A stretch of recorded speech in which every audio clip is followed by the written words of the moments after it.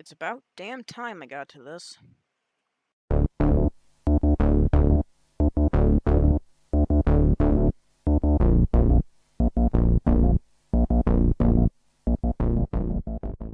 His Personal Agenda was written by Liz Fielding.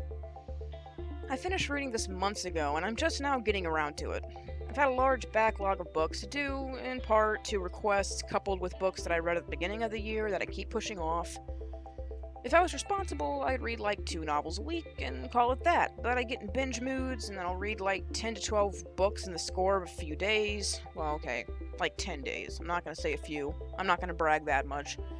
Well, anyway, I end up where I am now, with more work than I can handle. Anyway, His Personal Agenda follows Matt Crosby, who was hired to dig up some dirt on a girl named Nissa Blake. I think it's pronounced Nissa. Nissa. We'll say Nissa. Basically, Parker, the man who has hired Matt Crosby, wants to tear down an old theater and build a shopping mall, and Nissa's one of those tie yourself to a tree type people, and she's rallying support to prevent this historical building from being demolished. Parker wants to try and discredit her, so he sends Matt out to dig up some dirt. It goes as one would expect. Matt ends up falling in love with Nissa, then the truth comes out about who he is, and they end up breaking up only to come back together at the end, right? Well, yes and no. It follows that formula, but not to an exact science. First of all, let me say that I actually like Matt Crosby as a person. He basically hires himself as Nissa's personal bodyguard, and as their relationship flourishes, he never feels overly aggressive or abusive. And Nissa, she's pretty decent too. She has a story arc, which surprised me considering that this is, by all accounts, a by-the-numbers sloppy Harlequin romance. But while I went in with low expectations, I can never just automatically go into a book assuming it'll be bad. Sure, I'm not a fan of Dean Koontz, but if I pick up a Dean Koontz novel, I'm not gonna say, this is gonna be shit. I'll be cautious, I won't have high standards, but I'll still give it the respect it deserves and give it a good fighting chance. Nissa has this I'm a strong, confident woman vibe, but unlike other female leads that I won't mention, she has a personality outside of her relationship. And Matt pushes her to open up about her past and come into her own. The cool thing is, she was strong and independent before meeting him. When she makes a decision to talk about her mom and her stepfather and her past, it feels like an earnest thing that happened because she made the conscious decision to grow as a person. Basically, this isn't a love magically changes all story. She eventually learns to accept her mother's second marriage after years of refusing to let go of her father's memory, and it's done rather well. Granted, she has her odd moments, like there's this one scene where after Matt gets her away from like some rabid paparazzi people, she steals his car, which I felt was just kind of out of place. This of course kind of segues me into the next thing I want to talk about, which is the book itself is rather sloppy. And when I said that it's a sloppy romance, I mean it, it's sloppy. Now with Matt, you can tell that the writer, Liz Fielding, wanted to do the whole, seedy rule breaker who falls in love with the woman he's sworn to destroy angle, but halfway through, Matt drops the whole, digging up dirt to keep Nissa safe. He even goes as far as to return his boss's money to him, giving him the check back and saying, you know what, shove it. I mean, metaphorically, he tells him that. Yet, he still continues to go through Nissa's things and hunt down information on her. So, you aren't going to spy on her, but you're still going to spy on her? And it isn't like a control thing either. He is legit a decent guy. It just feels like Liz Fielding wanted him to have this bad boy persona, but she was too afraid to commit to it.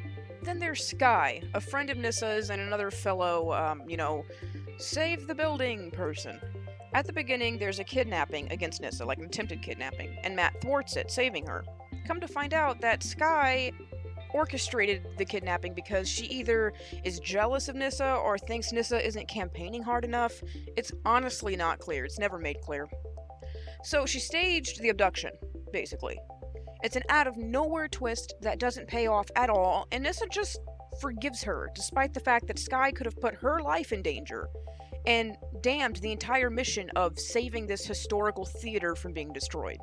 So the plot is confusing, with Matt working for Parker, but then he's not, but then he is, and Nissa's friend betrays her, even puts her life in danger, but Nissa forgives her, so the conclusion to the story of, find information on Nissa kind of ends on a whimper.